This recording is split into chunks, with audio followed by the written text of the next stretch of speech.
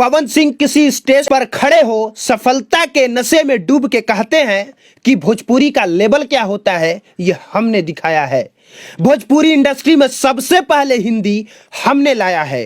भोजपुरी में सबसे पहले 100 मिलियन हमने देखा है और जो रेखा हम खींच दिए हैं बाकी के कलाकार उसी पर रेंग रहे थे, रेंग रहे हैं और रेंगेंगे। तो सुनिए पवन सिंह जी, मैं पब्लिक प्लेटफॉर्म से कुमार अभिनव आपको खुला चैलेंज देता हूं कि आपकी कही हुई इन्हीं तीनों बातों को अगर गलत ना साबित कर दिया तो मैं इस जगह पे बैठ के चिल्लाना छोड़ दूंगा। क्योंकि ना तो भोजपुरी इंडस्ट्री में हिंदी आपने लाया है, ना ही सबसे पहले 100 मिलियन आपने देखा है और ना ही आपने कोई ऐसी रेखा खींची है जिस पर बाकी कलाकारों को रेंगना पड़े। क्योंकि अगर आपको लगता है कि पायल देव के साथ हम बादल बन जाई त तू बारिश बन के आई है ये गाना गा देने से, या फिर सोनू निगम के साथ छठ वाला गीत बना देने से, अगर आपको लगता है कि भोजपुरी इंडस्ट्री में हिंदी सबसे पहले आप लेके आए तो आप गलत हैं पवन सिंह जी। क्योंकि जब आप पैदा भी नहीं हुए थे ना, ये भोजपुरी इंडस्ट्री तब से है और तब से हिंदी के लीजेंड गायक भोजपुरी में गाने गाते रहे हैं। एक बार फिर से सुनिए, जब से आप पैदा नहीं हुए थे तब से ये भोजपुरी इंडस्ट्री है और उसी समय से हिंदी के लीजेंड गायक भोजपुरी में गाने गाते रहे हैं। किशोर कुमार, मोहम्मद रफी, सुरेश वाडकर, लता मंगेशकर और आशा भोसले जैसे हिंदी गायक भोजपुरी में गाने गाते थे। कहिए तो हम ही लोगों का गाया हुआ गाना भी बता देते हैं और वो भोजपुरी फिल्म भी बता देंगे जिस भोजपुरी फिल्मों में इन गायकों ने गाना गाया है। लेकिन इसके बाद पवन सिंह जी मत कहिएगा कि भोजपुरी इंडस्ट्री में हिंदी हम लेके आए। भोजपुरी इंडस्ट्री की पहली फिल्म गंगा मैया तोहे पियरी चढ़ाई, उस फिल्म में गाना लता मंगेशकर जी ने गाया है। और अगर यकीन ना हो तो शौक से जाके यूट्यूब और गूगल पे सर्च कर लीजिएगा। एक और फिल्म है गंगा किनारे मोरा गांव और उसमें का एक गाना है कहे के त सभे के हुआ आपन कहावे वाला केबा। उस गाने को लता मंगेशकर जी की बहन उषा मंगेशकर जी ने गाया है। मोहम्मद रफी और किशोर कुमार ने भी भोजपुरी इंडस्ट्री में गाने गाए हैं। गाना का नाम भी बता देते हैं। मोहम्मद रफी जी ने भोजपुरी फिल्म बलम परदेसिया में गाने गाए हैं और जाने कैसन जादू कैलू देहलू मंतर मार हो गई नी हम तहार, इस गाने को किशोर कुमार जी ने गाया है। तो ये पवन सिंह जी जरा बताइए तो कब आप सबसे पहले भोजपुरी इंडस्ट्री में हिंदी गायकों को आप कैसे लेके आ गए? अरे हकीकत तो ये है कि जब आप लोग भोजपुरी इंडस्ट्री में आए तो आप लोगों ने भोजपुरी इंडस्ट्री का ऐसा बेड़ा गर्क किया कि इन हिंदी गायकों ने शर्म के मारे भोजपुरी इंडस्ट्री से दूरी बना ली और जो लीजेंड गायक भोजपुरी इंडस्ट्री में कभी गाने गाया करते थे उन लोगों ने गाना गाना छोड़ दिया। और जो 4 गाना और फिल्म का नाम हम बताए हैं, सिर्फ हिंदी गायकों ने इतनी गाने नहीं गाए हैं बल्कि बहुत सारे गाने गाए हैं और अगर एक एक का हम नाम बताने लग जाएं तो वीडियो की लंबाई ज्यादा हो जाएगी। बाकी आपने कौन सा रेखा खींच दिया है पवन सिंह जी जिस पर बाकी के कलाकार रेंग रहे थे, रेंग रहे हैं और रेंगेंगे?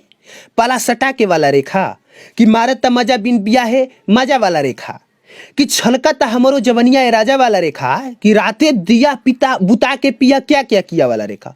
कौन सा रेखा पवन सिंह जी? अरे सच तो यह है कि आपसे पहले वाले कलाकारों ने इतनी लंबी रेखा खींच दी है जिस पर आप रेंग रहे हैं और दूसरे जन्म तक रेंगते रहेंगे। अगर आपने कोई रेखा खींचा है तो अश्लीलता की जरूर इतनी लंबी रेखा खींच दी है जिस पर बाकी दूसरे कलाकारों को पार करने के लिए वक्त लग जाएगा।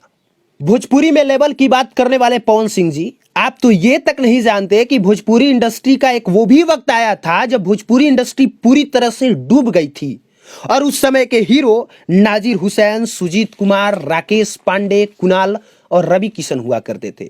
और जाके पूछिएगा रवि किशन जी से कि रवि किशन जी आपके होते कैसे भोजपुरी इंडस्ट्री पूरी तरह से डूब गई थी, अपने सैया अवस्था पर चली गई थी और भोजपुरी इंडस्ट्री में कोई भी पैसा लगा के फिल्म नहीं बनाना चाहता था। तब मनोज तिवारी की एक फिल्म आई थी ससुरा बड़ा पैसा वाला। वो मनोज तिवारी और मनोज तिवारी की फिल्म थी जिसने भोजपुरी इंडस्ट्री को एक नई संजीवनी दी, जिसके बाद से भोजपुरी इंडस्ट्री ने एक नया मुकाम हासिल किया और आप आके उसी ट्रेंड पर रेंग रहे हैं और दूसरे कलाकारों को कहते हैं कि हमने रेखा खींचा है जिस पर बाकी लोग रेंगेंगे। आपको बता देते हैं पवन सिंह जी कि जब मनोज तिवारी की फिल्म ससुरा बड़ा पैसा वाला आई थी तब बिहार, यूपी और झारखंड का कोई ऐसा सिनेमा हॉल नहीं रहा होगा जहां वो फिल्म ना लगी होगी और भोजपुरी इंडस्ट्री उस समय पूरे देश भर में मशहूर हुआ था। बाकी सब इतिहास जानने में आपको वक्त लग जाएगा। क्योंकि आप एक दूसरी ही रेखा खींचने में इतने मशगूल रहते हैं कि आपको पता ही नहीं चलता कि जिस स्वर पर आप इतना कूद और उछल कूदम मचा रहे हैं, बाकी लोग इससे बड़ा बड़ा इतिहास बना चुका है। और ये वीडियो शूट करते हुए हम बहुत बढ़िया से जानते हैं कि किस तरह से आपके फैंस लोग आएंगे और ये वीडियो देखने के बाद तड़तड़ाएंगे, और तड़तड़ाने के बाद किस तरह से पूरा कमेंट बॉक्स गालियों से भर देंगे, और ये भी पूछेंगे कि खेसारी लाल यादव आपके रिश्तेदार लगते हैं क्या, जो सिर्फ पवन सिंह को टारगेट कर रहे हैं।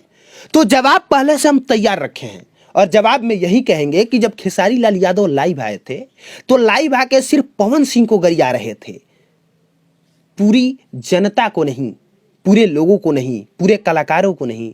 लेकिन जब स्टेज पर खड़े होके पवन सिंह सफलता के नशे में सराबोर होके ये बोल रहे थे कि हम एक लंबी रेखा खींचे हैं, ये बोल रहे थे कि भोजपुरी इंडस्ट्री में 100 मिलियन सबसे पहले हमने देखा है, और ये बोल रहे थे कि भोजपुरी इंडस्ट्री में हिंदी सबसे पहले हम लेके आए, तब वो सिर्फ खेसारी को नहीं बोल रहे थे, बल्कि तमाम बिहार वासियों को और तमाम भोजपुरी के कलाकारों को चुनौती दे रहे थे। वो चुनौती हमने स्वीकार की, और अब पवन सिंह को खुला चुनौती देते हैं कि बताइए पवन सिंह जी, आपकी कौन सी बात सही निकली, 100 मिलियन वाली बात?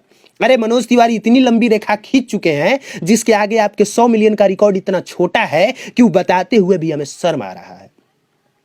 बाकी पब्लिक प्लेटफॉर्म देखने के लिए और पब्लिक प्लेटफॉर्म के भोजपुरिया एपिसोड को स्पेशली सपोर्ट करने के लिए आप सबका धन्यवाद।